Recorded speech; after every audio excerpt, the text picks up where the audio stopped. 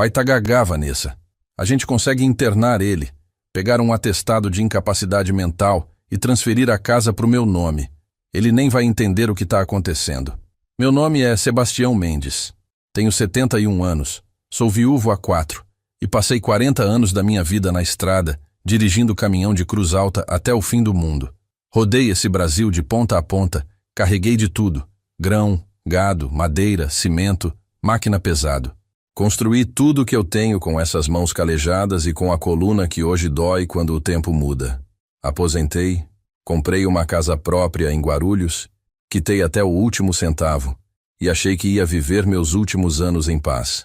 Mas a vida me ensinou que às vezes a pior facada vem de quem você menos espera e vem pelas costas.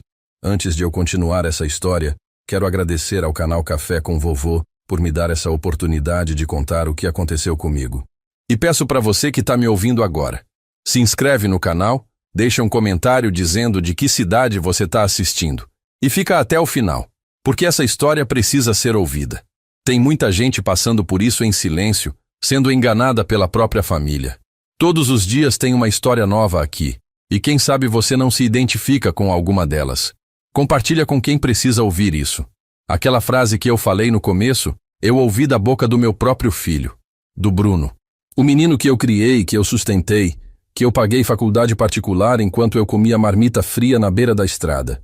Eu ouvi ele dizer isso para a mulher dele, a Vanessa, achando que eu não estava em casa. Mas eu estava. E o que eu ouvi naquele dia mudou tudo. Mudou o jeito que eu olhava para ele. Mudou o jeito que eu respirava. Mudou até o gosto da comida na minha boca. Eu nasci em Cruz Alta, no Rio Grande do Sul. Cidade pequena, gente trabalhadora, terra de quem não tem medo de pegar no pesado. Meu pai era tropeiro, tocava gado de fazenda em fazenda. E minha mãe cuidava de nós 5 irmãos com o pouco que tinha. A gente não passava fome, mas luxo era coisa que só via na televisão dos outros. Aprendi cedo que na vida nada cai do céu.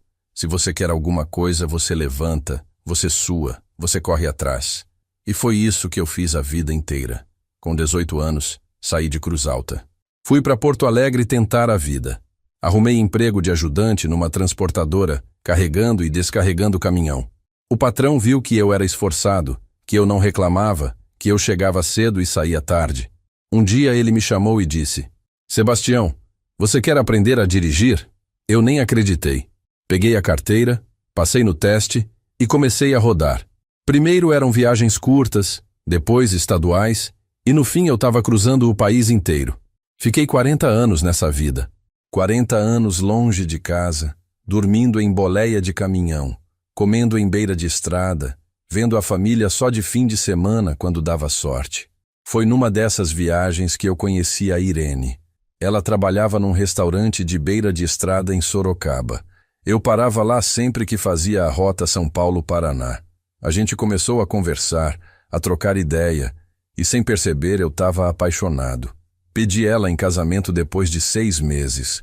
A gente casou simples, mas com muito amor. Ela veio morar comigo em Guarulhos, num apartamento alugado que a gente tinha na época. Trabalhava de diarista para ajudar nas contas enquanto eu estava na estrada. Quando o Bruno nasceu, foi a maior alegria da minha vida. Eu lembro que cheguei de viagem, entrei no hospital e vi aquele serzinho pequenininho no colo da Irene. Chorei que nem criança. Prometi para mim mesmo que aquele menino ia ter tudo que eu não tive. Ia estudar, ia ter roupa boa, ia ter oportunidade. E eu cumpri. Trabalhei que nem condenado para dar conforto para ele. A Irene fazia milagre com o dinheiro que eu mandava. Economizava, guardava, planejava. A gente nunca foi desbanjar, mas o Bruno nunca passou necessidade. Ele cresceu, estudou, passou na faculdade de administração. Eu e a Irene ficamos tão orgulhosos que até hoje me emociono quando lembro. No dia da formatura, eu estava lá na primeira fila, de terno emprestado, mas com o peito estufado de orgulho. Pensei, consegui. Meu filho é formado. Ele vai ser alguém na vida. E ele foi. Arrumou um emprego bom, virou gerente de vendas numa empresa de tecnologia, começou a ganhar bem, conheceu a Vanessa, que é advogada, e casou. Eu e a Irene demos dinheiro para ajudar no apartamento deles, demos presente, fizemos festa. Porque é isso que pai faz, né? A gente sempre quer ver os filhos bem. Mas depois que a Irene faleceu, As coisas mudaram. Ela teve câncer. Foi rápido, agressivo, doloroso. Em menos de um ano, ela se foi. E quando ela partiu, levou metade de mim junto. Fiquei sozinho naquela casa que a gente tinha comprado com tanto esforço. Uma casa de 3 quartos, simples, mas quitada. Cada tijolo ali tinha o meu suor. Cada parede tinha a história da minha vida. Era tudo o que eu tinha construído. Era o meu porto seguro. O lugar onde eu achei que ia envelhecer em paz. O Bruno aparecia de vez em quando. No começo, logo depois que a mãe morreu, ele vinha mais. Trazia a Vanessa, a gente almoçava junto, conversava. Mas com o tempo, as visitas foram rareando. Ele ligava menos, demorava para responder mensagem. Eu tentava não cobrar, porque eu sei que a vida de adulto é corrida, que ele tinha trabalho, compromissos, mas doía. Doía ver que o filho que eu criei, que eu dei tudo, estava se afastando de mim justo na hora que eu mais precisava de companhia. Até que naquele dia, naquela quinta-feira de tarde, tudo ficou claro. Eu entendi por que ele estava distante. Eu entendi o que estava acontecendo. E o que eu senti naquele momento não foi só tristeza. Foi uma coisa mais profunda. Foi uma raiva fria. Uma decepção que doeu mais do que qualquer dor física que eu já senti na vida. Porque traição de estranho a gente aguenta. Mas traição de filho, isso aí quebra a gente por dentro. Eu estava voltando do mercado. Tinha ido comprar umas coisas pro almoço. Pão, café, leite. Essas coisas do dia a dia. Voltei mais cedo porque estava ameaçando chover. Deixei as sacolas na cozinha e fui guardar o guarda-chuva no quartinho dos fundos. E foi aí que eu ouvi vozes na sala. A voz do Bruno e a voz da Vanessa. Baixinhas, como quem está tramando alguma coisa. Eu parei onde estava. O coração começou a acelerar. Fiquei ali, parado, sem fazer barulho, tentando entender o que estavam falando. E o que eu ouvi foi pior do que qualquer pesadelo que eu pudesse ter. Eles não sabiam que eu estava em casa. Achavam que eu tinha saído e ia demorar. Bruno tinha usado a chave que eu dei para ele. Aquela chave que era para ser usada em caso de emergência, para me ajudar se eu precisasse. Mas ele não estava ali para me ajudar. Estava ali para planejar como tirar tudo de mim. Fiquei parado no corredor, encostado na parede, tentando respirar devagar para não fazer barulho. Meu coração estava batendo tão forte que eu achei que eles iam ouvir. A voz do Bruno vinha da sala, baixa, mas clara o suficiente para eu entender cada palavra. E cada palavra era uma facada. Vanessa, a gente precisa agir logo. Ele tá sozinho. Não tem ninguém para defender ele. A casa tá no nome dele, quitada, vale uma grana boa. Se a gente conseguir internar ele, ou pelo menos provar que ele não tá mais em condições de cuidar dos próprios bens, a gente transfere tudo pro meu nome. É questão de tempo. A voz da Vanessa respondeu, fria, calculista. Aquele tom de advogada que conhece a lei e sabe onde tem brecha. Bruno, tem que ser bem feito. A gente não pode errar. Precisa de laudo médico, de testemunhas que digam que ele anda confuso, esquecido. Eu conheço um médico que pode ajudar. É caro, mas resolve. Depois a gente entra com pedido de curatela e pronto. A casa é nossa. Eu senti minhas pernas fraquejarem. Tive que me segurar na parede para não cair. Aquilo não podia ser real. Não podia ser meu filho falando daquele jeito. O Bruno que eu criei, que eu ensinei a ser honesto, a respeitar os outros, a trabalhar com dignidade. Como é que ele tinha virado aquilo? Como é que ele estava ali, na minha casa, planejando me roubar? Continuei ouvindo.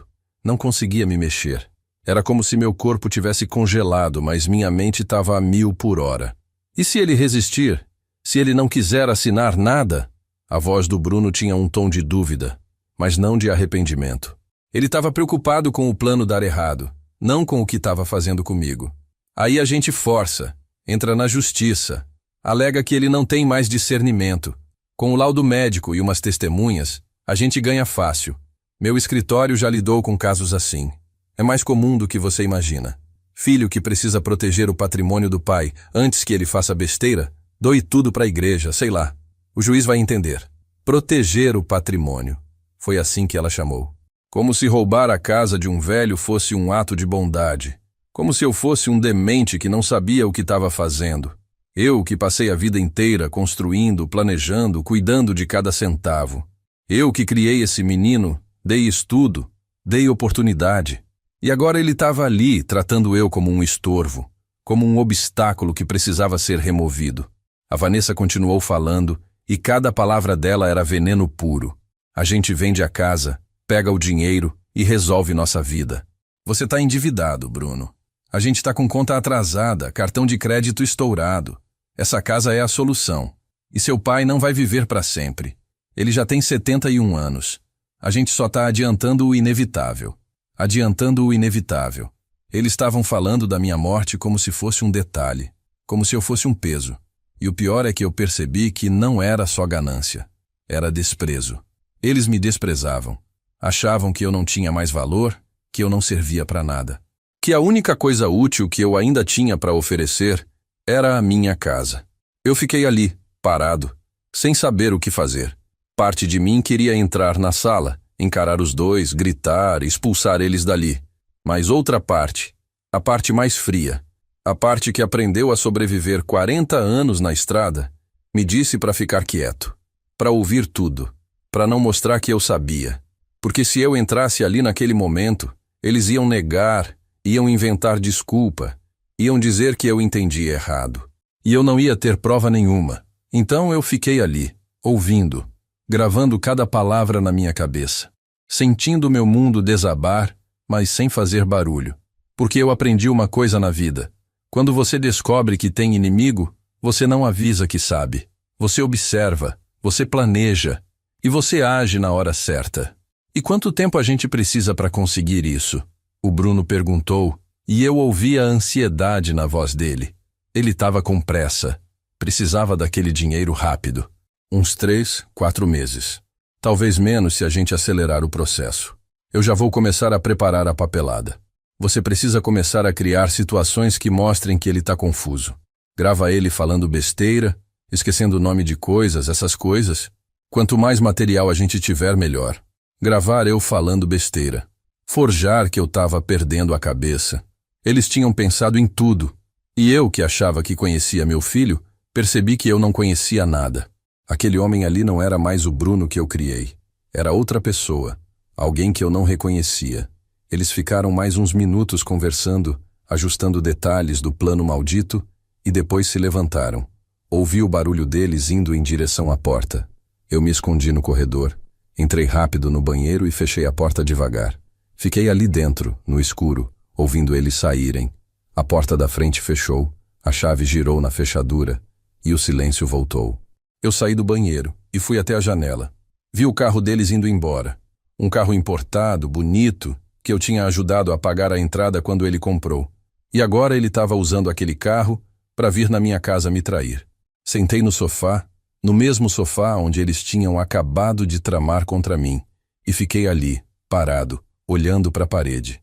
Não chorei, não gritei, só fiquei ali, sentindo um vazio enorme no peito, um vazio que nem a morte da Irene tinha deixado. Porque quando a Irene morreu foi doloroso, mas era a ordem natural da vida. Era doença, era destino, era algo que a gente não controla. Mas isso aqui era diferente. Isso aqui era escolha. O Bruno tinha escolhido me trair. Tinha escolhido o dinheiro no lugar do pai. E foi naquele momento, sentado naquele sofá, com a casa silenciosa em volta, que eu tomei uma decisão. Eu não ia deixar barato. Não ia deixar eles me roubarem. Não ia ser a vítima indefesa que eles achavam que eu era. Eu tinha passado 40 anos enfrentando estrada, chuva, assalto, pneu furado, sono, cansaço. Eu tinha construído tudo do zero. E eu não ia deixar 2 covardes tirarem de mim o que era meu. Mas eu não ia fazer do jeito deles. Não ia gritar, não ia brigar, não ia sujar as mãos. Eu ia fazer do meu jeito. Do jeito de quem conhece a vida. Do jeito de quem sabe esperar o momento certo. E quando esse momento chegasse, eles iam aprender uma lição que nunca mais iam esquecer. Passei a noite inteira acordado, deitado na cama, olhando para o teto, repassando na cabeça cada palavra que eu tinha ouvido. A voz do Bruno dizendo que eu estava gagá. A voz da Vanessa planejando como me internar, como forjar um laudo, como me tirar da minha própria casa. Cada vez que eu fechava os olhos, as frases voltavam, martelando na minha cabeça. Levantei quando o dia começou a clarear. Fui para a cozinha, fiz um café, mas não consegui beber. Fiquei ali sentado na mesa, segurando a xícara, sentindo ela esfriar na minha mão. A casa estava silenciosa demais. Aquele silêncio pesado, de quem está sozinho e sabe que ninguém vai chegar. Antes, quando a Irene era viva, esse silêncio não existia. Sempre tinha o barulho dela na cozinha, a televisão ligada, a voz dela me chamando. Agora só tinha o vazio. E naquele dia, o vazio era ainda maior. Olhei em volta. Cada canto daquela casa tinha uma história. A mesa onde a gente tomava café todo dia. A cadeira onde a Irene sentava para fazer crochê. O quadro na parede com a foto do casamento do Bruno. Tudo ali eu tinha conquistado com trabalho. Nada tinha caído do céu. E agora meu próprio filho queria arrancar tudo de mim. Queria me jogar fora igual se joga um móvel velho que não serve mais. Eu precisava pensar. Precisava ser esperto. Não podia agir por impulso. Se eu chegasse no Bruno e dissesse que sabia de tudo, ele ia negar. Ia dizer que eu entendi errado, que eu estava confuso. E pior, ia acelerar o plano dele. Ia correr para conseguir aquele laudo médico antes que eu pudesse me defender. Então eu não podia deixar eles saberem que eu sabia. Tinha que agir como se nada tivesse acontecido. Como se eu fosse o velhinho bobo que eles achavam que eu era. Peguei o celular. Pensei em ligar para o Bruno. Falar alguma coisa normal. Perguntar como ele estava. Se ele queria vir almoçar no domingo. Mas não consegui. Não consegui fingir que estava tudo bem. Não naquele momento. Guardei o celular no bolso e fui para o quintal. Precisava de ar. Precisava pensar. Fiquei ali, olhando as plantas que a Irene tinha deixado. Ela adorava cuidar do jardim. Dizia que planta era igual gente. Precisava de atenção, de carinho, de cuidado. E eu lembrei de uma coisa que ela sempre falava. Tião, tem gente nesse mundo que só se aproxima de você quando quer alguma coisa. E quando consegue, te joga fora. Você precisa saber identificar essas pessoas antes que seja tarde demais. Eu achava que conhecia meu filho. Achava que ele era diferente. Mas a Irene estava certa. Ela sempre foi mais esperta que eu para essas coisas. E agora eu estava vendo com meus próprios olhos o quanto ela tinha razão. Voltei para dentro de casa e sentei no sofá. Liguei a televisão, mas não estava prestando atenção no que passava. Minha cabeça estava longe. Eu precisava de um plano. Precisava de algo que provasse o que eles estavam fazendo. Porque a palavra de um velho de 71 anos contra a palavra de um gerente de vendas e uma advogada não valia nada. Eu sabia como o mundo funcionava. Eu sabia que eles tinham mais credibilidade que eu. Então eu precisava de prova. Foi aí que eu tive uma ideia. Se eles queriam me gravar falando besteira, eu podia gravar eles falando a verdade. Peguei o celular e comecei a procurar na internet como gravar conversas sem a pessoa saber. Demorei um pouco porque eu não sou muito bom com essas tecnologias. Mas consegui entender. Tinha uns aplicativos que gravavam chamada. E tinha como deixar o celular gravando áudio escondido. Não era difícil. Só precisava de atenção. Baixei um aplicativo de gravação. Testei ali mesmo, falando sozinho. E depois escutei. A qualidade estava boa. Dava para entender tudo. Guardei o celular e respirei fundo.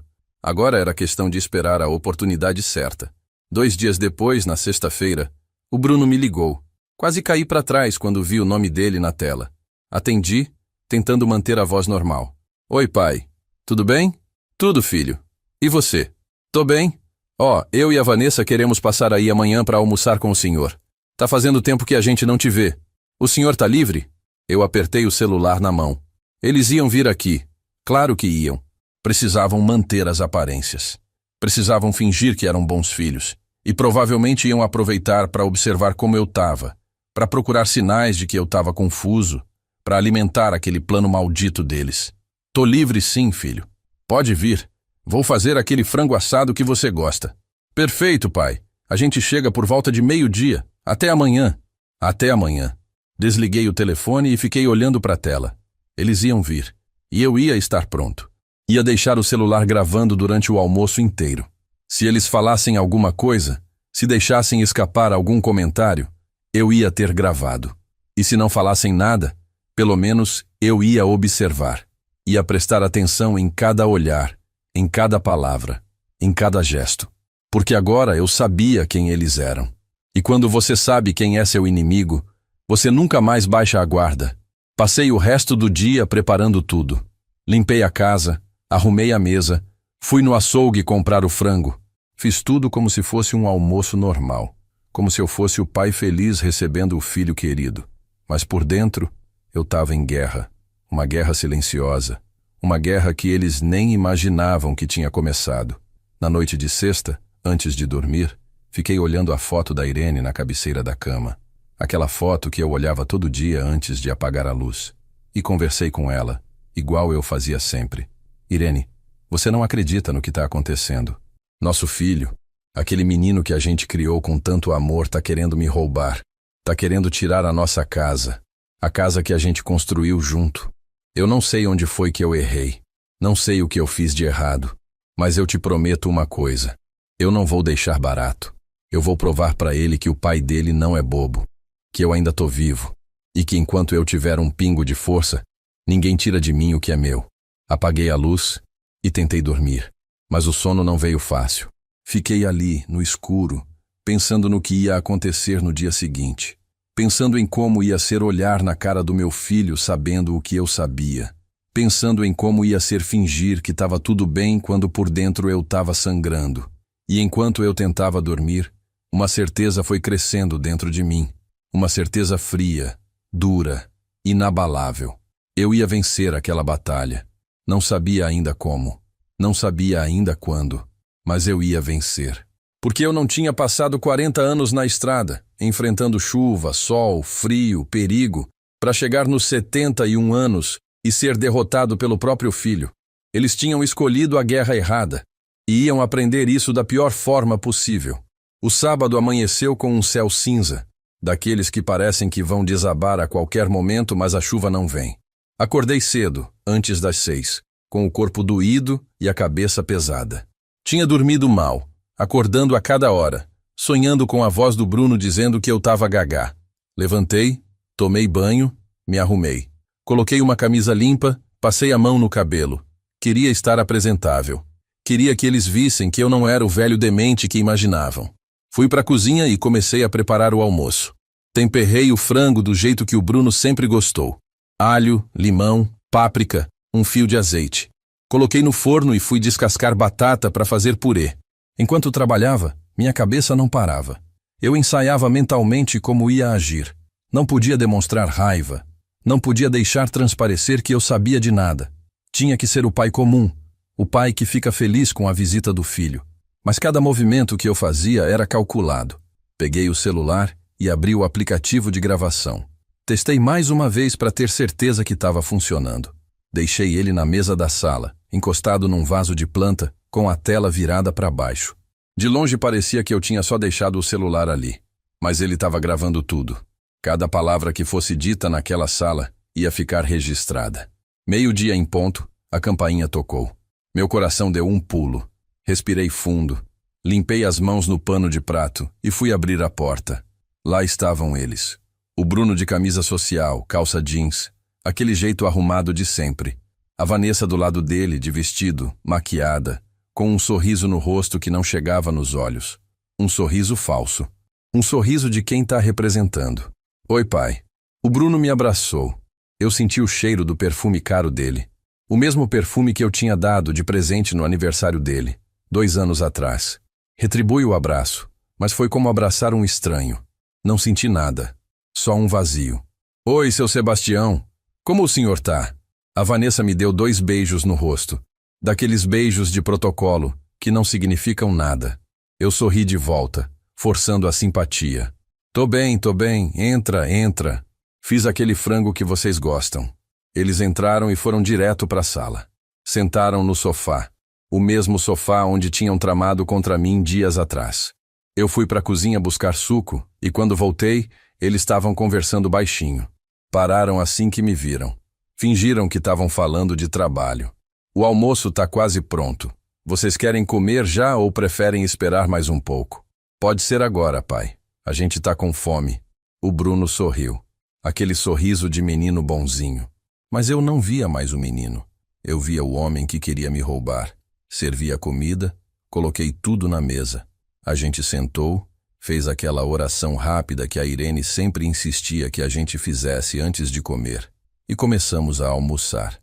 No início, a conversa foi superficial. Eles falaram de trabalho, de trânsito, de um filme que tinham assistido. Eu fingia interesse, fazia pergunta, concordava, mas minha atenção estava em cada palavra, em cada olhar trocado entre eles. Foi no meio do almoço que a Vanessa começou. Sutil, disfarçada, mas eu percebi na hora. Seu Sebastião, o senhor tem ido no médico ultimamente? Feito check-up? Tenho sim. Fui no posto mês passado. Tá tudo certo. Que bom. É importante cuidar da saúde nessa idade. O senhor não tem sentido nada estranho? Tipo, esquecimento, confusão? Olhei para ela. Ela estava com aquela cara de preocupação falsa, de quem está tentando parecer solidária. Mas eu vi a intenção por trás da pergunta. Ela estava testando. Estava tentando plantar a semente da dúvida. Não, graças a Deus. Minha memória tá boa. Lembro de tudo. Ah, que ótimo. Ela sorriu, mas eu vi a decepção no olhar dela. Ela queria que eu dissesse que estava esquecido. Queria munição para o plano dela. O Bruno entrou na conversa também. É, pai, a gente fica preocupado. O senhor aqui sozinho, sem ninguém para olhar. Se acontecer alguma coisa, a gente nem fica sabendo. Eu tô bem, filho. Não precisa se preocupar. Mas a gente se preocupa, pai. A gente estava até pensando... O senhor já pensou em vender essa casa? Comprar um apartamento menor, mais fácil de cuidar? Ou até morar num lugar com mais gente, tipo uma casa de repouso? Casa de repouso. Eles nem disfarçaram direito. Eu apertei o garfo na mão, mas mantive a voz calma. Não, filho. Essa casa aqui é minha vida. Eu e sua mãe construímos ela. Eu não vou sair daqui. Mas, pai, o senhor não acha que tá grande demais? 3 quartos para uma pessoa só? Tá do tamanho certo para mim. Olhei nos olhos dele, firme. Essa casa é minha, e enquanto eu estiver vivo, ela vai continuar sendo. Ele desviou o olhar. A Vanessa mudou de assunto rapidinho. Falou de outra coisa, tentou aliviar o clima. Mas eu tinha visto. Tinha visto o desconforto deles. Eles não esperavam que eu fosse tão firme. Achavam que iam me convencer fácil. Achavam que eu era manipulável. Terminamos de comer. Eu servi sobremesa. Um pudim que eu tinha comprado pronto. Eles comeram rápido e logo disseram que precisavam ir. Tinham compromisso. Tinha coisa para fazer. Eu acompanhei eles até a porta. Obrigado pelo almoço, pai. Tava uma delícia. O Bruno me abraçou de novo. Demorou mais tempo que o normal. E eu senti ele me estudando, me avaliando, procurando sinais de fraqueza. Voltem sempre. A casa é de vocês. Eles foram embora. Eu fechei a porta. Esperei ouvir o barulho do carro se afastando. Aí voltei correndo para a sala, peguei o celular e parei a gravação. Minhas mãos tremiam quando eu apertei o botão de play para ouvir. A qualidade não era perfeita, mas dava para entender tudo. Cada pergunta maldosa, cada tentativa de me fazer parecer confuso. Cada palavra ficou gravada. Sentei no sofá e ouvi a gravação inteira. E quanto mais eu ouvia, mais eu tinha certeza do que precisava fazer. Eles tinham se entregado, tinham mostrado a cara. E agora eu tinha prova. Não era muito ainda, mas era um começo. Era munição. Salvei o arquivo, fiz backup, mandei para mim mesmo por e-mail. Não ia correr o risco de perder aquilo. E enquanto eu fazia tudo isso, uma calma estranha foi tomando conta de mim. Não era mais raiva, era determinação, frieza. Eu sabia o que precisava ser feito, e eu ia fazer, do meu jeito. No meu tempo. Olhei pela janela. O céu continuava cinza. A chuva continuava ameaçando, mas não caindo. E eu pensei, é assim que eu vou fazer. Vou deixar a tempestade se formar. Vou deixar eles acharem que estão ganhando. E quando eles menos esperarem, quando acharem que já conseguiram tudo, aí sim eu vou agir. E quando eu agir, não vai ter volta. Nos dias que se seguiram, o Bruno começou a ligar mais. Todo dia tinha uma ligação. Às vezes de manhã, às vezes de tarde. Sempre com a mesma desculpa. Queria saber como eu estava, se eu precisava de alguma coisa, se eu tinha tomado café direito. No começo eu quase acreditei que era preocupação de verdade. Mas depois daquele almoço, eu sabia exatamente o que era. Ele estava me vigiando. Estava tentando flagrar algum sinal de confusão, alguma falha, alguma coisa que ele pudesse usar contra mim. Teve uma vez que ele ligou e perguntou que dia era. Eu respondi certinho. Sábado, 23 de março. Ele ficou em silêncio por uns segundos, como se tivesse esperando que eu errasse. Depois perguntou se eu tinha almoçado. Eu disse que sim, que tinha feito macarrão com molho de tomate. Ele quis saber a receita. Eu expliquei cada passo, detalhado, só para mostrar que minha cabeça estava funcionando perfeitamente. Ouvi ele respirar fundo do outro lado da linha. Estava frustrado. Eu sabia. A Vanessa também começou a aparecer mais. Passou lá em casa 2 vezes naquela semana, sempre com alguma desculpa esfarrapada. Uma vez disse que estava passando perto e resolveu dar um oi. Outra vez trouxe um bolo, disse que tinha sobrado e que ela não queria desperdiçar. Mas eu via nos olhos dela. Ela estava me estudando, observando como eu falava, como eu me movia, procurando qualquer coisa que pudesse transformar em prova de que eu não estava bem. Eu fiz questão de ser impecável. Recebi ela bem, ofereci café, conversei sobre amenidades. Falei de política, de economia, de notícias que eu tinha visto no jornal. Mostrei que eu estava antenado, que eu sabia o que estava acontecendo no mundo. Vi a frustração crescendo no rosto dela a cada visita. Ela queria me ver confuso, queria me ver perdido, mas eu não dei esse gosto. Foi numa terça-feira, quase 2 semanas depois daquele almoço, que aconteceu algo que mudou tudo. Eu estava em casa, assistindo televisão, quando tocou a campainha. Levantei, fui abrir e era o Bruno. Sozinho dessa vez, sem a Vanessa.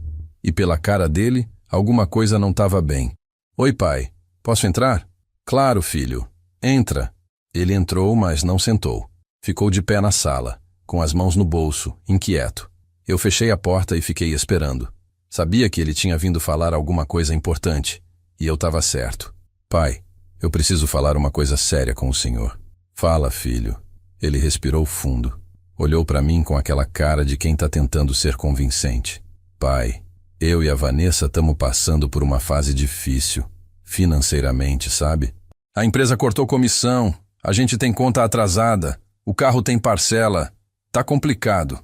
Fiquei olhando para ele, em silêncio, esperando ver aonde ele queria chegar. Eu sei que o senhor tem essa casa aqui, quitada, e estava pensando, o senhor não quer vender? Ou então passar pro meu nome e vir morar com a gente? A gente cuida do senhor, o senhor não fica sozinho aqui, e a gente resolve nosso problema. É bom para todo mundo.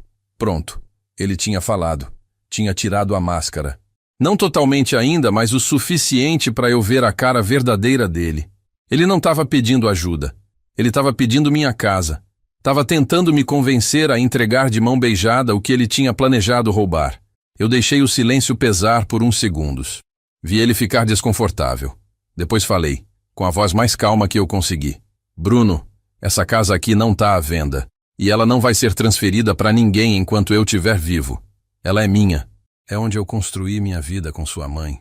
É onde eu pretendo morrer. Mas, pai, o senhor não entende. A gente está desesperado. Eu preciso desse dinheiro. Eu entendo, filho. Mas eu não vou abrir mão da minha casa. Se você está com problema financeiro, você precisa resolver do seu jeito. Trabalhar mais, cortar gasto, fazer o que for necessário. Mas não vem pedir a casa do seu pai. Vi a raiva passar pelo rosto dele. Rápida, mas eu vi. Ele tentou disfarçar, mas não conseguiu completamente. O senhor está sendo egoísta, pai. O senhor mora sozinho numa casa de 3 quartos. Não faz sentido. E eu sou seu filho. Sou seu único filho. Essa casa um dia vai ser minha mesmo. Por que não adianta logo? Egoísta. Ele me chamou de egoísta. Eu, que trabalhei 40 anos para dar tudo para ele, que paguei escola, faculdade, que ajudei a comprar o apartamento dele. Eu era o egoísta. Bruno, você está na minha casa, falando da minha propriedade. E eu vou te pedir com todo respeito que você vá embora. Agora. Ele ficou me encarando. Por um segundo, achei que ele ia explodir, que ia gritar, ia partir para cima. Mas ele se controlou. Deu um sorriso amarelo, daqueles forçados, e balançou a cabeça. Tá bom, pai. Desculpa ter incomodado. A gente conversa depois. Ele saiu sem olhar para trás. Eu fechei a porta e encostei nela, respirando fundo. O coração estava disparado. Não de medo, de raiva, de decepção. Porque ali, naquela conversa, eu tinha visto quem meu filho realmente era. Um homem ganancioso. Um homem capaz de pressionar o próprio pai para conseguir o que queria. Fui até a cozinha, peguei um copo de água, bebi devagar. E enquanto bebia, uma certeza foi se formando na minha cabeça. Eles não iam desistir. A visita do Bruno não tinha sido um pedido, tinha sido um teste. Ele tinha vindo ver se eu cedia por bem. E como eu não cedi, eles iam partir para o plano B. Iam acelerar a história do laudo médico, da curatela, de tudo que eles tinham conversado. Peguei o celular e liguei para um amigo meu, o Moacir. A gente se conhecia há mais de 30 anos, desde a época que eu rodava de caminhão. Ele tinha se aposentado também, mas diferente de mim, ele tinha estudado direito. Não chegou a se formar, mas entendia bem de lei. Sempre me ajudava quando eu precisava de algum conselho. Moacir, preciso falar com você, pessoalmente. É urgente. Tião, o que aconteceu? Tá tudo bem? Não tá não, velho. Mas eu prefiro te contar pessoalmente. Você pode vir aqui amanhã? Posso sim. Que horas? De manhã. 9 horas, tá bom? Tá bom. Eu vou aí. Desliguei e sentei na mesa da cozinha. Peguei um papel e uma caneta e comecei a escrever tudo o que tinha acontecido. A conversa que eu ouvi, o almoço, as visitas da Vanessa, a ligação do Bruno, a visita de hoje, cada detalhe, porque eu precisava organizar tudo na minha cabeça. Precisava ter um plano claro. Não podia errar. Não podia deixar eles ganharem. Terminei de escrever, já era quase meia-noite. Guardei as folhas numa gaveta, tranquei com chave, apaguei as luzes e fui deitar. Mas antes de dormir, olhei para a foto da Irene. Amor, eu sei que você tá me vendo de onde você tá. E eu sei que você tá triste com o que o Bruno virou. Mas eu te prometo, eu não vou deixar ele me derrotar. Vou lutar até o fim. E vou ganhar. Por mim, por você. E pela dignidade que a gente sempre teve. Fechei os olhos e pela primeira vez em semanas, dormi em paz. Porque agora eu tinha um plano. E quando um homem tem um plano, ele deixa de ser vítima. Ele vira lutador. O Moacir chegou no dia seguinte, pontualmente às 9 da manhã. Ele era um homem da minha idade, 70 e poucos anos, mas tinha uma energia que eu invejava. Sempre de bom humor, sempre com uma palavra amiga. A gente se conhecia desde os tempos de estrada, quando ele trabalhava numa transportadora e eu passava por lá. Depois que ele se aposentou, a gente manteve contato. Tomava cerveja junto de vez em quando, conversava sobre a vida, sobre o Brasil, sobre tudo. Mas naquele dia, quando ele entrou na minha casa, viu que não era dia de cerveja. Viu pela minha cara que tinha coisa séria acontecendo. Tião, o que foi? Você tá com uma cara péssima. Fechei a porta, pedi para ele sentar e contei tudo, do começo ao fim. A conversa que eu ouvi entre o Bruno e a Vanessa. O plano de me internar, de forjar laudo médico, de tomar minha casa. O almoço com as perguntas armadilhas. As visitas da Vanessa. A visita do Bruno ontem pedindo minha casa. Falei tudo, sem omitir nada. E enquanto eu falava, via a expressão do Moacir mudando. De preocupação para raiva. De raiva para indignação. Quando terminei, ele ficou em silêncio por uns minutos. Balançou a cabeça, passou a mão no rosto, respirou fundo. Tião, isso é muito sério mesmo. Eles estão tentando aplicar um golpe em você. E o pior, é um golpe legal.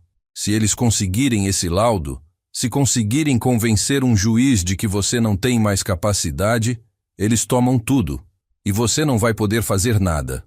Eu sei, Moacir. Por isso eu te chamei. Preciso saber como me proteger. Preciso saber o que fazer. Ele pensou por uns segundos. Depois falou, escolhendo bem as palavras. Primeira coisa, você precisa de um advogado. Um bom. Alguém que entenda de direito de família e que possa te orientar direitinho. Segunda coisa, você precisa provar que está lúcido, que está em plena capacidade mental. Vai no médico, faz exame, pega laudo dizendo que você está bem. Terceira coisa, você tem aquela gravação que você me falou? Tenho. Gravei o almoço inteiro. Ótimo. Guarda isso muito bem. Faz cópia, bota na nuvem, manda para alguém de confiança. Essa gravação pode salvar você. E quarta coisa, Tião, você precisa pensar no que você quer fazer. Você quer só se defender? Ou você quer revidar? Olhei para ele. Revidar. A palavra ecoou na minha cabeça. Eu tinha pensado nisso. Tinha pensado em não apenas me defender, mas em dar uma lição neles. Uma lição que eles nunca fossem esquecer. Eu quero os dois, Moacir. Quero me defender e quero que eles paguem pelo que estão fazendo comigo. Ele sorriu. Não era um sorriso de alegria. Era um sorriso de quem sabia exatamente o que fazer. Então você vai precisar ser esperto, muito esperto, porque se você mostrar as cartas agora, eles vão recuar, vão mudar de estratégia. Você precisa deixar eles acharem que estão ganhando, deixar eles avançarem com o plano. E quando eles estiverem totalmente expostos, aí você age. Como assim? Tião, escuta o que eu vou te dizer. Você conhece a expressão dar corda para se enforcar? É isso que você vai fazer com eles. Vai fingir que está fragilizado. Vai deixar eles acharem que o plano está funcionando. E enquanto isso, você documenta tudo, grava tudo, junta a prova. E quando chegar a hora certa, você entrega tudo para a polícia, para um advogado, e vira o jogo. Fiquei pensando. Fazia sentido. Se eu mostrasse agora que sabia de tudo, eles iam negar, iam inventar desculpa, iam se proteger. Mas se eu deixasse eles continuarem, se eu fingisse ser a vítima fácil que eles achavam que eu era, eles iam se entregar sozinhos. Iam deixar rastro, iam cometer erros. Mas como eu finjo que tô fragilizado? Eles já viram que eu tô bem? Você começa devagar, erra uma data aqui, esquece um nome ali. Nada muito óbvio, mas o suficiente para plantar dúvida. E deixa eles virem com o médico deles. Deixa eles tentarem aplicar o golpe. Mas você por fora prepara sua defesa. Vai num médico de verdade, faz exame sério, pega laudo atestando sua capacidade. E quando eles te levarem no médico deles, você grava tudo. Você prova que foi forjado. Aí você tem eles na mão. Era arriscado, muito arriscado, mas era genial. Porque se desse certo, eu não só me defendia como provava a má-fé deles. Provava que eles tinham tramado tudo, e aí eles não iam só perder a casa, iam perder a reputação. Iam responder criminalmente. Moacir, você acha que isso pode dar certo? Pode, mas você precisa ser muito cuidadoso, não pode errar, e precisa ter estômago para aguentar, porque vai ser difícil, Tião. Você vai ter que olhar na cara do seu filho sabendo que ele está te traindo. Vai ter que fingir que não sabe de nada. É doloroso, muito doloroso. Eu sabia que era, mas eu também sabia que não tinha outro jeito. Se eu não fizesse nada, eles iam me tomar tudo. Iam me jogar num asilo e ficar com minha casa. E eu não ia deixar isso acontecer. Não depois de tudo que eu tinha construído. Eu aguento, Moacir. Eu passei 40 anos na estrada, enfrentando de tudo. Eu aguento mais isso. Ele colocou a mão no meu ombro. Então vamos fazer o seguinte. Eu vou te indicar um advogado, um amigo meu, sério, competente. Você marca uma consulta com ele, conta tudo, e ele vai te orientar nos próximos passos. Enquanto isso, você vai num médico, faz os exames, pega os laudos, e continua agindo normal com o Bruno e a Vanessa. Deixa eles acharem que o plano está andando. E quando eu devo agir? Quando eles tentarem te levar no médico deles?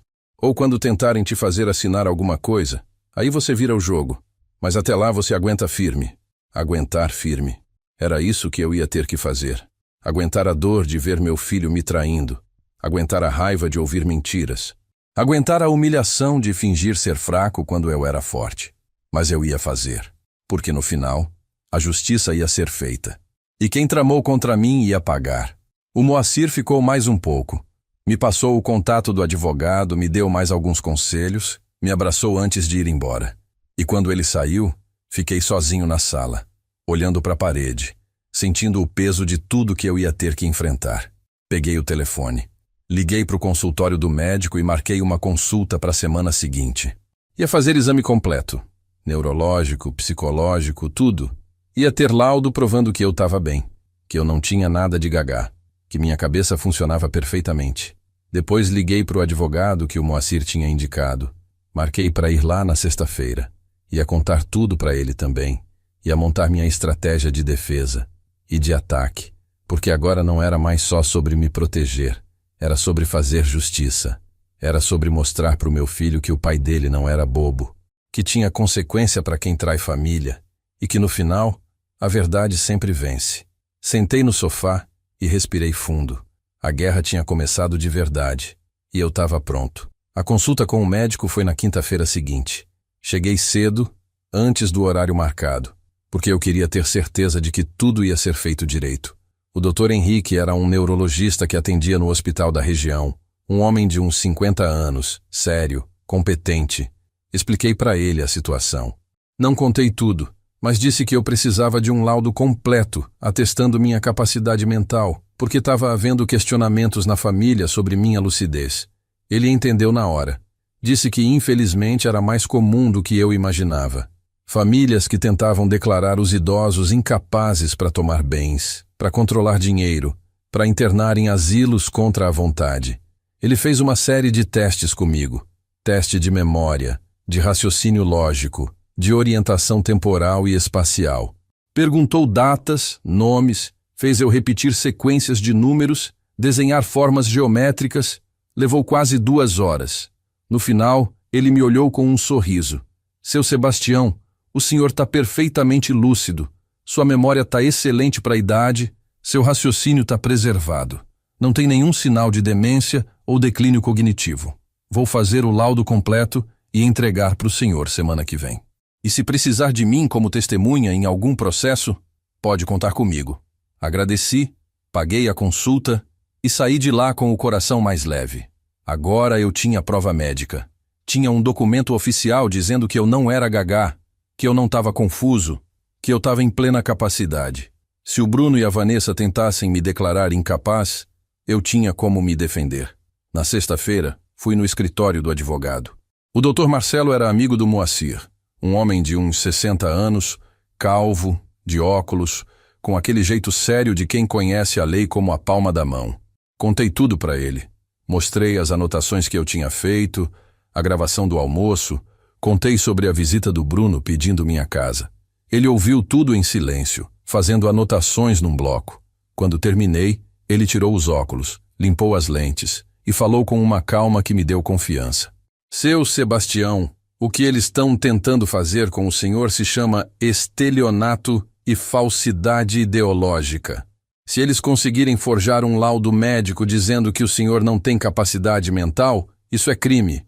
Se eles tentarem te fazer assinar documentos te declarando incapaz, isso é crime. E se eles conseguirem transferir a casa para o nome deles usando esses meios, isso é crime também. O senhor tem base para uma ação criminal contra eles. Mas como eu provo isso? Com as gravações que o senhor tem, com o laudo médico verdadeiro que o senhor está fazendo, e deixando eles avançarem com o plano. Quanto mais eles fizerem, mais prova o senhor tem contra eles. O ideal seria o senhor gravar o momento em que eles te levarem no médico deles, ou o momento em que tentarem te convencer a assinar alguma coisa. Isso seria ouro puro numa ação judicial. E se der errado? E se eles conseguirem me internar antes? Por isso o senhor precisa se proteger agora. Vou preparar uma procuração onde o senhor me nomeia como seu advogado e procurador. Se acontecer alguma coisa, eu tenho autorização para agir em seu nome.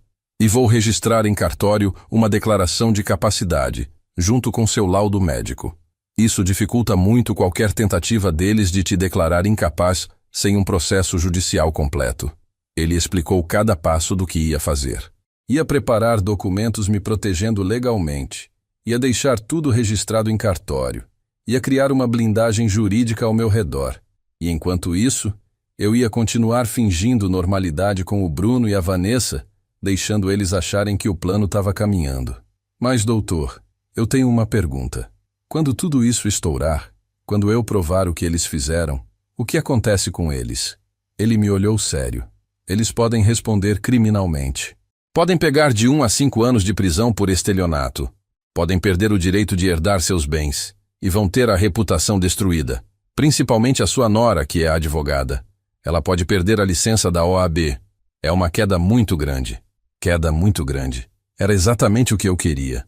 Não porque eu fosse vingativo, mas porque eles tinham escolhido me trair. Tinham escolhido planejar me roubar, me humilhar, me tirar de casa.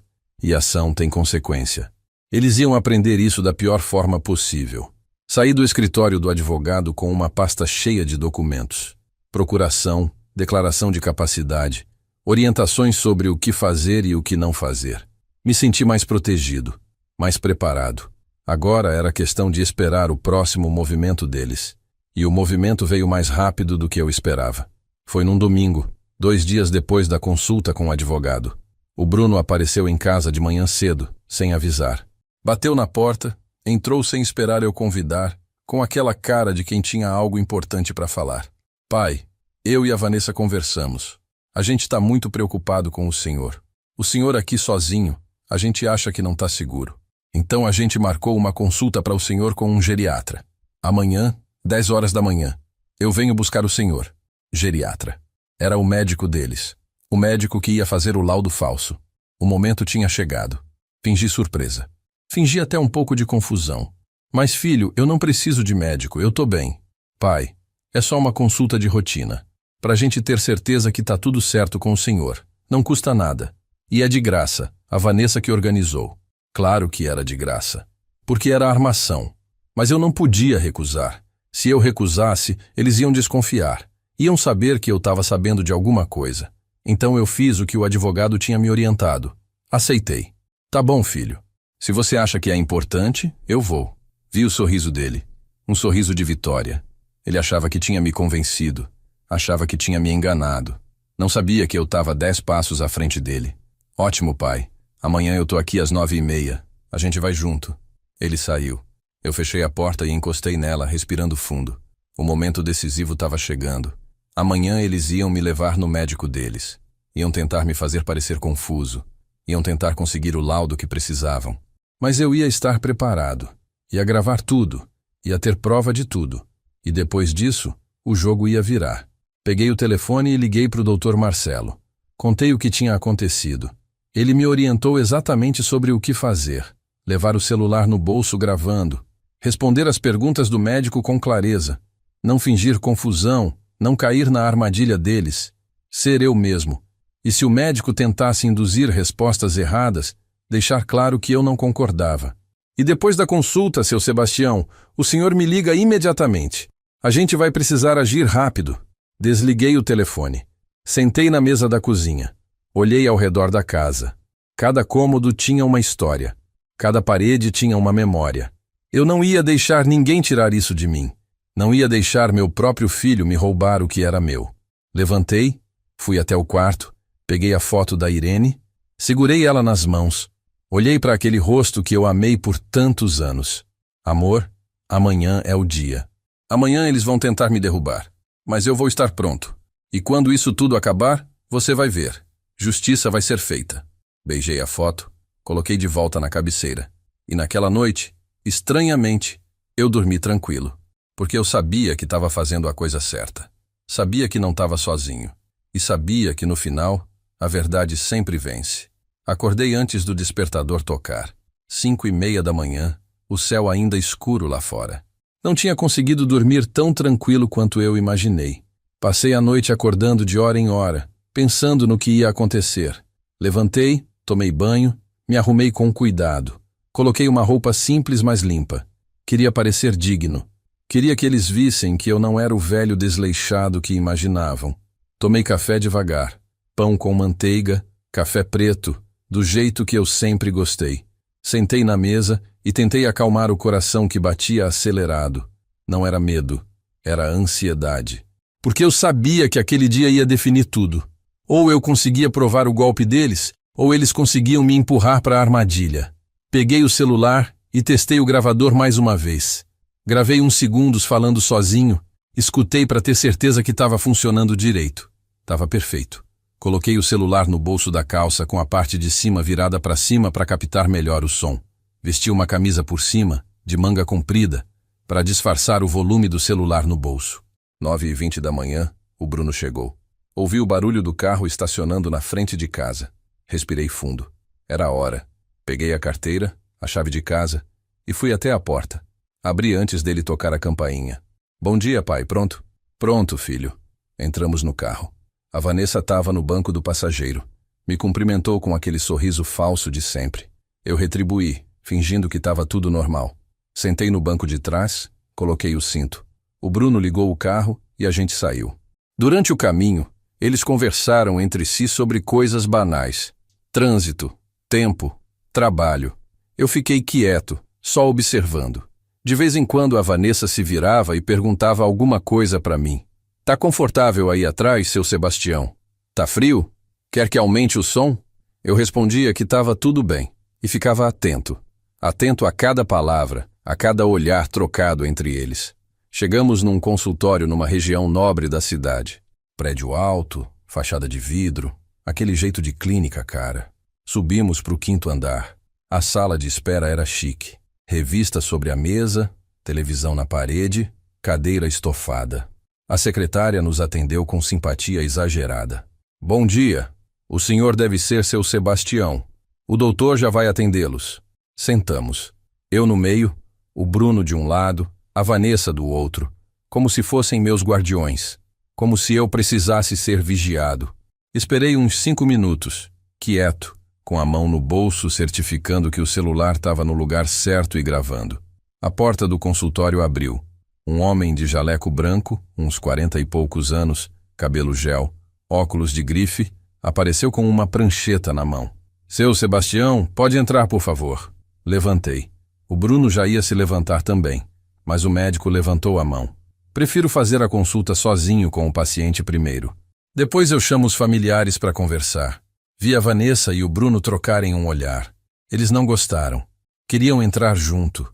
Queriam controlar a situação. Mas não podiam reclamar sem parecer suspeito. Então concordaram. Entrei no consultório. Era grande, bem decorado. Mesa de madeira, computador, diploma na parede. O médico fechou a porta e me indicou uma cadeira na frente da mesa dele. Senta aqui, seu Sebastião. Vou fazer algumas perguntas para o senhor, tá bom? Sentei.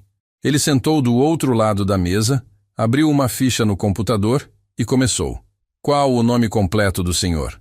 Sebastião Mendes. Data de nascimento? Dei a data certinha. Endereço? Dei o endereço completo com número e CEP. Ele continuou fazendo perguntas básicas.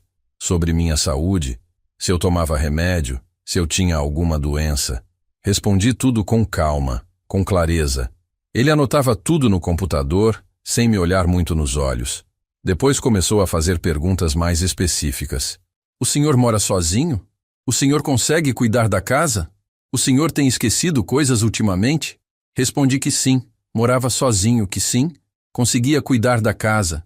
E que não esquecia coisas. Tinha a memória boa. Ele parou de digitar. Me olhou por cima dos óculos. Seu Sebastião, seu filho e sua nora me disseram que o senhor tem apresentado alguns sinais de confusão. Esquecimento, desorientação. O senhor tem certeza que não tem sentido nada disso? Ali estava, a armadilha. Ele estava tentando me induzir a concordar, tentando plantar na minha cabeça que eu estava confuso. Olhei firme para ele. Tenho certeza, doutor. Eu não tenho nada disso. Minha cabeça tá boa. Eu sei quem eu sou, sei onde eu moro, sei que dia é hoje. Segunda-feira, dia 28 de março. Tô perfeitamente consciente. Ele desviou o olhar. Voltou para o computador, digitou alguma coisa, continuou com mais perguntas. Fez eu repetir sequência de números, fez eu lembrar de 3 palavras que ele falou no início da consulta. Acertei tudo. Vi a frustração crescendo no rosto dele.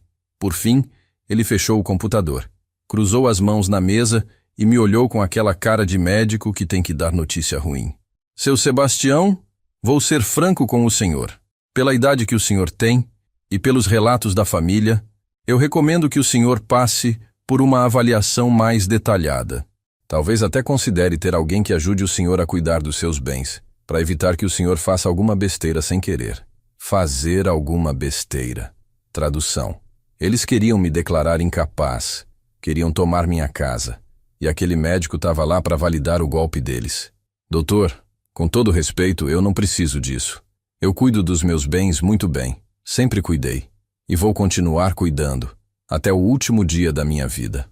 Ele suspirou, não insistiu mais. Levantou e abriu a porta do consultório. Pode chamar a família, por favor. O Bruno e a Vanessa entraram rapidinho, ansiosos. Sentaram nas cadeiras ao lado da minha. O médico voltou para trás da mesa e começou a falar, escolhendo bem as palavras. Então, eu fiz uma avaliação com seu Sebastião. Ele está lúcido, orientado, respondeu tudo corretamente. Não identifiquei sinais evidentes de demência ou declínio cognitivo significativo. Vi a cara da Vanessa mudar. Ela não esperava isso. Ela trocou um olhar com o Bruno, que também parecia surpreso. Mas ela não desistiu. Doutor, mas o senhor não acha que pela idade dele, Seria prudente ter alguém que ajude nas decisões? Principalmente questões financeiras, patrimoniais? O médico hesitou. Olhou para mim, depois para ela. Olha, eu posso sugerir isso no relatório, mas baseado na consulta de hoje, não tenho base médica para atestar incapacidade. Ele está bem. Mas, doutor, a Vanessa ia continuar insistindo, mas o Bruno tocou no braço dela, como quem diz, não agora, depois a gente resolve.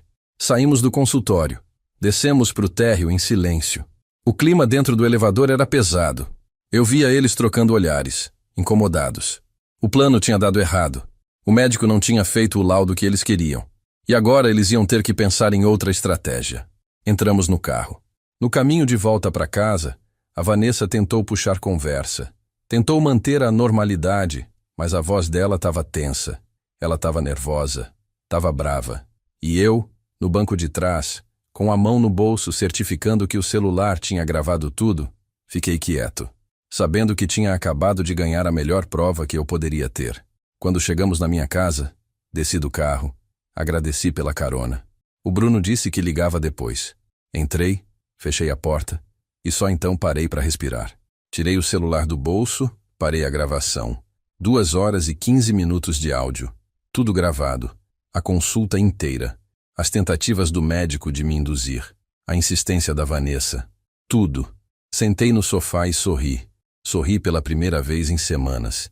Porque agora eu tinha tudo o que precisava. Agora era só questão de dar o próximo passo. Peguei o telefone e liguei para o Dr. Marcelo. Doutor, deu tudo certo. Tenho tudo gravado. Agora me diz, o que eu faço? O Dr. Marcelo me pediu para ir no escritório dele naquela mesma tarde. Levei o celular, levei todas as gravações, levei as anotações que eu tinha feito. Ele ouviu tudo com atenção, balançando a cabeça, fazendo anotações. Quando terminou, tirou os óculos e olhou para mim com um sorriso satisfeito. Seu Sebastião, isso aqui é ouro. A gente tem prova de tentativa de estelionato, de coação, de tudo. Com esse material, a gente não só te protege, como pode processar eles criminalmente. Agora a decisão é sua. O que o senhor quer fazer? Fiquei em silêncio por uns segundos, pensando. Aquela era a pergunta que eu tinha me feito dezenas de vezes nas últimas semanas. O que eu queria fazer? Queria só me proteger? Queria expor eles? Queria vingança? Justiça? Ou queria dar uma última chance para o meu filho? Olhei para a janela do escritório. Via os carros passando lá embaixo. As pessoas andando na calçada, cada uma com seus problemas, com suas vidas. E pensei na minha vida, nos 40 anos que eu passei na estrada, nos sacrifícios que eu fiz pelo Bruno, na Irene, que tinha dado a vida inteira pela família. E pensei em como tudo isso tinha virado pó na cabeça do meu filho, como ele tinha me trocado por dinheiro. Virei para o Dr. Marcelo e falei, com a voz firme, eu quero justiça, quero que eles paguem pelo que fizeram. Mas não quero fazer isso de qualquer jeito. Quero fazer certo. Quero que eles entendam a gravidade do que tentaram fazer comigo. Ele concordou com a cabeça. Então vamos fazer o seguinte. Vou protocolar uma representação criminal contra eles. Com essas provas, o Ministério Público vai ter base para abrir investigação. Eles vão ser chamados para depor. Vão ter que se explicar. E dependendo do desenrolar, podem responder processo criminal. E quanto tempo isso leva? Pode levar meses, até anos. A justiça é lenta, mas com as provas que a gente tem, é difícil eles escaparem ilesos. E a minha casa? Eles ainda podem tentar alguma coisa? Não. Com os documentos que a gente registrou, com o laudo médico verdadeiro que o senhor tem, eles não conseguem mais te declarar incapaz. A casa está protegida. E quando eles souberem que tem processo criminal correndo, vão pensar 2 vezes antes de tentar qualquer coisa. Senti um alívio enorme. A casa estava protegida. Eu estava protegido. Agora era só questão de deixar a justiça seguir o curso dela. Doutor, tem mais uma coisa. Eu quero falar com o Bruno, pessoalmente. Quero que ele saiba que eu sei de tudo. Quero olhar na cara dele e dizer o que eu penso. O advogado fez uma cara de preocupação. Seu Sebastião, eu não recomendo isso. Pode ser perigoso. Ele pode reagir mal. Pode tentar alguma coisa. Eu sei, mas eu preciso fazer isso. Não por ele, por mim. Preciso fechar esse ciclo. Preciso dizer na cara dele que ele me decepcionou. Que ele destruiu tudo que a gente construiu. e que ele vai ter que arcar com as consequências. O doutor pensou por uns segundos. Depois concordou. Tudo bem, mas faz numa hora que tenha gente por perto. E se for possível, grava essa conversa também. Qualquer coisa que ele falar pode ser útil. Saí do escritório com uma sensação estranha. Alívio por estar protegido, mas dor por saber que ia ter que encarar meu filho, que ia ter que dizer na cara dele que nossa relação tinha acabado, que ele tinha me perdido. Não por morte, mas por escolha dele. E isso doía mais do que qualquer facada. Cheguei em casa, já era fim de tarde. Sentei no sofá e peguei o celular. Olhei para o nome do Bruno na lista de contatos. Meu dedo ficou parado na tela por um tempo, até que juntei coragem e apertei para ligar. Ele atendeu no terceiro toque. Oi, pai. Bruno, preciso falar com você. Pessoalmente. Pode vir aqui amanhã? Claro, pai. Que horas? De manhã, 10 horas. Tá bom, eu vou aí. Tá tudo bem? A gente conversa amanhã. Desliguei antes que ele perguntasse mais alguma coisa. Fiquei olhando para o celular, sentindo o coração apertado. Amanhã ia ser o dia mais difícil da minha vida, porque ia ser o dia que eu ia olhar no olho do meu filho e dizer que ele tinha me traído, que ele tinha destruído nossa família, e que eu não ia perdoar. Passei a noite sem dormir. Fiquei revirando na cama, ensaiando mentalmente o que ia dizer, como ia começar, como ia terminar. Pensei em gritar, em chorar, em expulsar ele de casa na hora. Mas no fundo eu sabia que não ia fazer nada disso. Ia fazer do jeito certo, com dignidade, com a mesma dignidade que eu tinha tido a vida inteira. Quando o dia amanheceu, levantei cansado, mas determinado. Tomei banho, fiz café, sentei na mesa e esperei. 10 horas em ponto, a campainha tocou. Levantei, respirei fundo e fui abrir a porta. O Bruno estava sozinho, sem a Vanessa dessa vez. Entrou com aquela cara de quem não sabia o que esperar. Oi, pai. O senhor tá bem? Parecia preocupado ontem no telefone. Fechei a porta. Não ofereci café. Não pedi para ele sentar. Fiquei de pé, de frente para ele e falei. Bruno, eu sei de tudo. Ele piscou, confuso. Sabe de quê, pai? Eu sei do plano de vocês, de você e da Vanessa.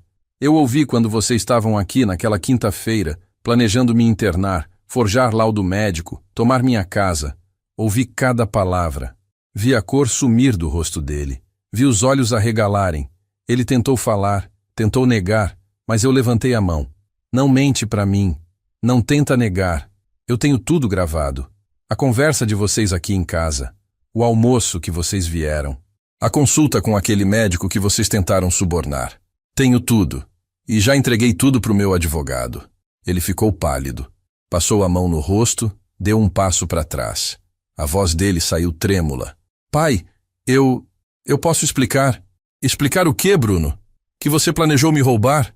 Que você ia me internar num asilo e tomar minha casa? Que você ia me declarar louco para ficar com meu dinheiro? Explica para mim, filho. Explica como é que o menino que eu criei, que eu sustentei, que eu dei tudo, virou isso. Ele baixou a cabeça. Não conseguia me olhar nos olhos. A gente tá desesperado, pai. Tá cheio de dívida. O banco tá cobrando. A gente não tem mais saída. E a saída que vocês acharam foi me roubar? Não era roubo. Era só para adiantar o que já ia ser meu um dia. A casa é grande demais pro senhor. O senhor tá sozinho, não faz sentido. Senti a raiva subir. A voz saiu mais alta do que eu queria. Não faz sentido? Essa casa é a minha vida, Bruno. Cada tijolo aqui eu coloquei com o suor do meu trabalho. Eu passei 40 anos na estrada, longe da minha família, para construir isso aqui. E você acha que não faz sentido? Você acha que pode simplesmente tirar de mim porque você tem dívida? Ele ficou quieto, sem resposta. Porque não tinha resposta. Não tinha justificativa. Respirei fundo. Tentei acalmar a voz. Bruno, eu não sei onde foi que eu errei na sua criação. Não sei o que eu fiz de errado para você virar isso que você virou. Mas eu sei uma coisa. Você não é mais meu filho. O meu filho morreu. O que sobrou é um estranho que eu não reconheço. Vi uma lágrima descer no rosto dele. Mas não senti pena. Não senti nada. Pai, por favor. Eu já entrei com processo contra você e contra a Vanessa. Vocês vão responder criminalmente pelo que tentaram fazer. E se depender de mim, vocês vão pagar por cada segundo de sofrimento que me causaram. Agora sai da minha casa. E não volta mais. Ele me olhou, com os olhos vermelhos, A voz embargada. Pai, a gente pode conversar. A gente pode resolver isso. Não tem nada para resolver. Sai. Ele hesitou. Deu mais um passo na minha direção, mas eu não me movi. Fiquei firme, até que ele entendeu. Entendeu que tinha perdido, que não tinha mais volta. Virou as costas e saiu. Fechei a porta atrás dele. E só então deixei as lágrimas saírem. Passaram-se 3 meses desde aquele dia. 3 meses desde que eu expulsei o Bruno da minha casa e da minha vida. 3 meses que foram os mais difíceis e, ao mesmo tempo, os mais libertadores que eu já vivi. O processo criminal seguiu seu curso. O Dr. Marcelo protocolou tudo direitinho, com todas as provas, todas as gravações, todos os documentos. O Ministério Público abriu investigação. O Bruno e a Vanessa foram intimados a depor. Tiveram que contratar advogado, tiveram que se explicar, tiveram que encarar a justiça. A Vanessa, que era advogada e conhecia bem como as coisas funcionavam, tentou de tudo para se livrar. Alegou que tinha sido mal interpretada, que nunca teve intenção de me prejudicar, que só queria meu bem. Mas as gravações não mentiam. A voz dela planejando cada passo do golpe estava lá, clara, inegável. A OAB abriu processo disciplinar contra ela. Suspenderam a licença dela por tempo indeterminado enquanto investigavam. A carreira que ela tinha construído, a reputação que ela tinha, tudo desmoronou. O Bruno tentou jogar a culpa toda nela. Disse que tinha sido manipulado, que a ideia tinha sido da Vanessa, que ele só tinha seguido porque estava desesperado com as dívidas. Mas eu sabia a verdade. Ele não era vítima, era cúmplice. E a justiça também viu isso. O médico que eles tinham levado, eu também fui investigado. Descobriram que ele tinha histórico de fazer laudos duvidosos, de ajudar famílias a declarar idosos incapazes sem base médica real. O CRM cassou o registro dele. Perdeu o direito de exercer a medicina. E ainda respondeu processo por falsidade ideológica e estelionato. Eu acompanhei tudo de longe. O Dr. Marcelo me mantinha informado de cada etapa, de cada audiência, de cada decisão. E a cada notícia, eu sentia uma mistura de satisfação e tristeza. Satisfação porque justiça estava sendo feita. Tristeza porque era meu próprio filho que estava pagando por tudo isso. Teve gente que me disse que eu tinha sido duro demais. Que família é família? Que eu devia ter dado uma chance pro Bruno, que eu devia ter perdoado. Mas essas pessoas não entendiam. Não entendiam a dor de descobrir que seu próprio filho planejou te roubar. Não entendiam a traição, a humilhação, o desrespeito. Perdoar não significa aceitar ser pisoteado, e eu não ia aceitar. Com o tempo, fui me acostumando com a solidão de novo. A casa continuava grande, continuava silenciosa, mas agora era uma solidão diferente. Não era mais aquela solidão de quem está esperando alguém aparecer. Era a solidão de quem escolheu ficar sozinho, porque é melhor assim do que estar cercado de gente falsa. Voltei a frequentar o centro comunitário do bairro. Conheci outros idosos, fiz amizades novas. O Moacir continuou sendo meu amigo fiel, vinha me visitar toda semana, a gente tomava cerveja, jogava dominó, conversava sobre a vida. Ele me disse uma vez: Tião, você fez a coisa certa. Foi difícil, foi doloroso, mas você se respeitou, e isso ninguém tira de você. Um dia, uns 4 meses depois de tudo ter começado, eu estava em casa quando bateram na porta. Era uma hora estranha, final de tarde, quase anoitecendo. Fui abrir, meio desconfiado, e quando abri, tomei um susto. Era o Bruno. Ele estava magro, com a barba por fazer, com olheiras fundas. Parecia que tinha envelhecido 10 anos em 4 meses. Ficou ali parado na porta, sem dizer nada, só me olhando. Eu também fiquei quieto, esperando para ver o que ele queria. Pai, eu posso entrar? Só 5 minutos, por favor. Pensei em fechar a porta na cara dele. Pensei em mandar ele embora sem ouvir. Mas alguma coisa dentro de mim, talvez a curiosidade, talvez um resquício do que eu sentia por ele um dia, me fez dar um passo para o lado. 5 minutos. Ele entrou. Ficou de pé na sala, com as mãos no bolso, olhando para o chão. Eu fechei a porta e fiquei esperando. Pai, eu vim pedir desculpa. Eu sei que não vale nada. Eu sei que não muda o que eu fiz. Mas eu preciso dizer, eu errei. Errei feio. E eu tô pagando por isso. Tá pagando como? Ele respirou fundo. A Vanessa me deixou. Disse que eu arruinei a vida dela, que por minha causa ela perdeu a carreira. Pegou as coisas e foi embora. Pedi demissão do emprego porque não aguentava mais a pressão. O olhar dos colegas quando descobriram o que eu fiz. Tô morando num quarto alugado, trabalhando como motorista de aplicativo para pagar as contas. E o pior de tudo, pai, é que eu perdi o Senhor. Perdi a única pessoa que sempre esteve do meu lado. Olhei para ele. Pela primeira vez em meses, olhei de verdade para o meu filho. E sabe o que eu senti? Pena. Não amor. Não vontade de abraçar. Só pena. Pena de ver no que ele tinha se transformado. De ver o resultado das escolhas erradas que ele tinha feito. Bruno, você não me perdeu. Você me jogou fora. Você escolheu dinheiro no lugar de família. Escolheu ganância no lugar de caráter. E agora você está colhendo o que plantou. Eu sei, pai. Eu sei. E eu não vim aqui pedir perdão. Sei que não mereço. Só vim dizer que eu errei. E que se eu pudesse voltar atrás, eu voltaria. Mas não posso. Então eu só queria que o senhor soubesse que eu sinto muito. Muito mesmo. Fiquei olhando para ele. Parte de mim queria gritar. Queria jogar na cara dele todo o sofrimento que ele tinha me causado. Mas outra parte, a parte que tinha amadurecido com tudo isso, só queria que ele fosse embora.